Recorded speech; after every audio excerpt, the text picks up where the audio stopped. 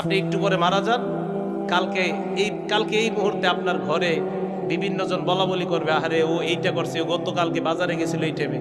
পরের দিন বলবে আহারে ও এই শীতের কাপড়টা পরতো। তৃতীয় দিন বলবে ও আসলে এই সেই। চতুর্থ দিন ভুলা যাবে আস্তে আস্তে। পঞ্চম দিন মোটামুটি, আস্তে আস্তে 1-1.5 মাস যাবে। গতি পৃথিবীর মতো চলতে থাকবে, আকাশ আকাশের মতো থাকবে, বাতাস বাতাসের মতো থাকবে। আপনার বন্ধু টন্ধু যারা যার যার কর্মস্থানে সে মতোই করবে, কিন্তু আমি আপনি কবরে থাকতে হবে। এটাই চূড়ান্ত বাস্তবতা।